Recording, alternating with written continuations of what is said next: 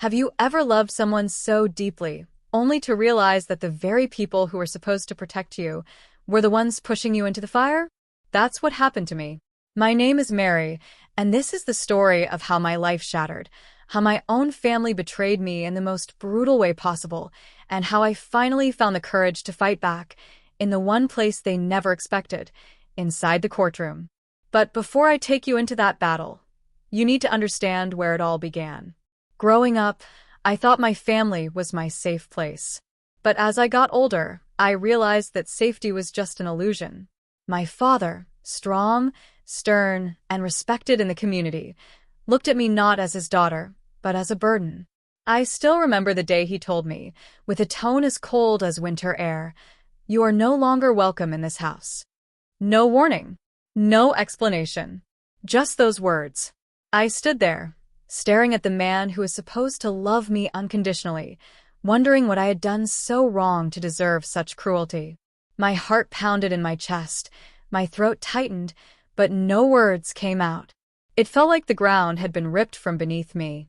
And then there was my brother. Oh, my brother, the golden child. He was everything I wasn't, at least in my father's eyes.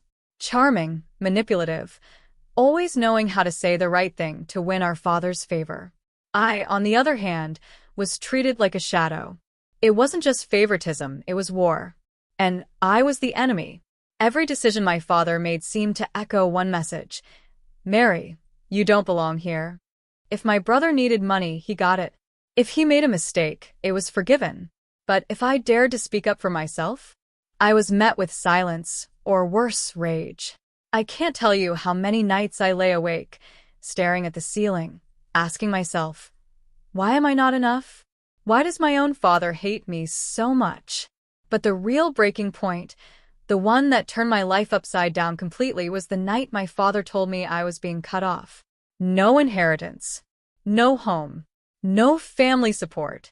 Just a cold goodbye. At first, I thought it was just his anger speaking. Maybe he'd calm down. Maybe he'd realize what he was doing. But then I saw the smirk on my brother's face, the way he stood silently in the corner, watching me get destroyed. That's when it hit me. This wasn't just my father's decision. This was their plan. And Io was the sacrifice. But what they didn't know, what they could never imagine, was that I wouldn't go down quietly. This is the story of how I turned their betrayal into my revenge. After that night, nothing felt real anymore. I packed my bags in silence, my hands trembling as I folded clothes I had once worn with pride inside this house. Each fabric felt heavier, soaked in the memories of a family that never truly loved me. My father didn't even look at me. He just sat in his armchair, staring at the TV, as if I didn't exist. And my brother? He leaned against the wall, arms crossed, watching me with that smug grin that made my blood boil. I wanted to scream at him. "Are you happy now? You've finally won." But the words stayed trapped in my throat, swallowed by the lump of humiliation that burned inside me. When I finally walked out of the front door, suitcase in hand, I half expected someone to call me back. My mother, my father, anyone. But all I heard was the sound of the door clicking shut behind me. That sound, it wasn't just a door closing. It was the sound of my family locking me out of their lives forever. For weeks, I struggled. I tried to piece together a life with the little savings I had. I rented a tiny, damp apartment that smelled of mold and loneliness.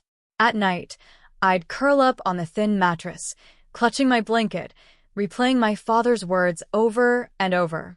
"You are no longer welcome here." I wanted to believe it was temporary, that maybe he'd realize how cruel he had been. But every attempt I made to reach out, to call, to write, even to just show up at the gate, was met with rejection. And then came the cruelest twist. One afternoon, I was walking home from work when I overheard two family friends gossiping near the market. They were talking about me, about how my father had already rewritten his will. And guess who the sole beneficiary was? My brother. Not a penny for me. Not a word of acknowledgement. Nothing. It was like I had been erased from the family tree. That night, I sat in my tiny apartment, staring at the peeling wallpaper, and the weight of it all crashed down on me. My father's hatred, My brother's manipulation, the loneliness, the rejection, it was too much. I remember gripping the edge of my bed so tightly that my knuckles turned white. My whole body shook with anger and despair. Why? Why was I the enemy? Why was I being punished just for existing? Tears streamed down my face, hot and endless, until the anger finally boiled over. I screamed into the empty room, pounding the mattress with my fists until my voice cracked and my body collapsed from exhaustion. For a moment, I thought of ending it all, of just disappearing so they could finally get what they wanted, a world without me. But then something inside me shifted. If they wanted me to be weak, if they wanted me to vanish quietly, they were going to be disappointed. I wasn't going to die. I wasn't going to give them the satisfaction of destroying me. Instead, I was going to fight back. And if that fight had to happen in the cold, unforgiving walls of a courtroom, then so be it. That was the night my tears dried, and my revenge was born.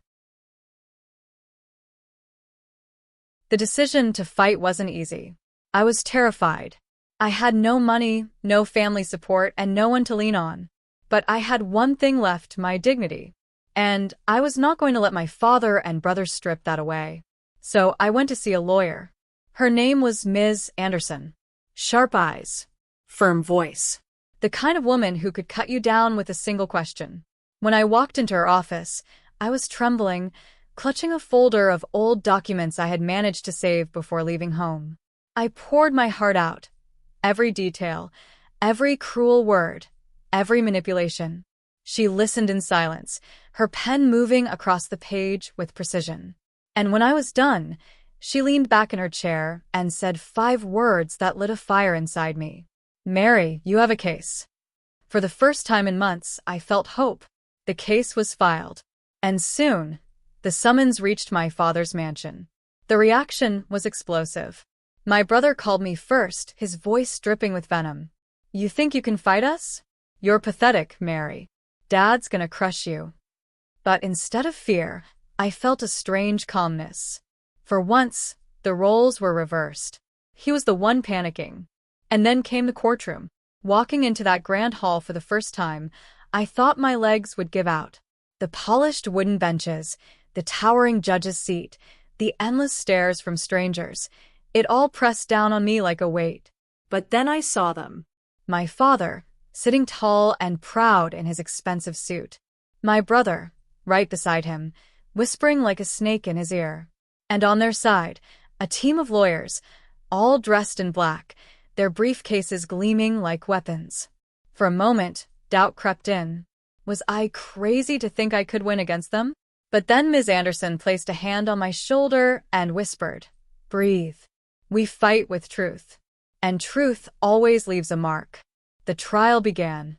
Their lawyers came out swinging, painting me as the ungrateful daughter, the troublemaker, the one who abandoned her family. They showed pictures of family gatherings where I wasn't present, twisting them into evidence that I had chosen to stay away. And then my father took the stand. His voice was steady, his lies smooth. He spoke about how much he had sacrificed for me, how he had tried everything to keep me close, but that I had turned rebellious, disrespectful. Sitting there, listening to him rewrite my entire life, I felt like I was being stabbed again and again. But when it was Ms. Anderson's turn to cross-examine him, everything changed. She pulled out records, financial statements, letters, even witnesses who testified about how I had been mistreated, ignored, and deliberately cut off. She exposed the favoritism, the manipulation, the way my brother had whispered poison into my father's ear. Piece by piece, their perfect facade cracked. And then the final blow. Ms. Anderson presented an audio recording I had almost forgotten I owned. One of the last conversations with my father, the night he threw me out. His voice, cold and sharp, echoed through the courtroom. "You are no longer welcome in this house." The room went silent. My father's face drained of color. My brother shifted uncomfortably in his seat. The truth was out. For the first time, I saw fear in their eyes. But the battle wasn't over yet. Because the real twist, the revenge they never saw coming, was still waiting to be delivered. The final days of the trial were a blur of tension and whispers. My father's lawyer scrambled, trying to spin excuses, but the damage was done. That one recording, his own voice, was more powerful than 100 witnesses. When the judge finally delivered the verdict, I held my breath. The inheritance my father had tried to strip from me? Restored.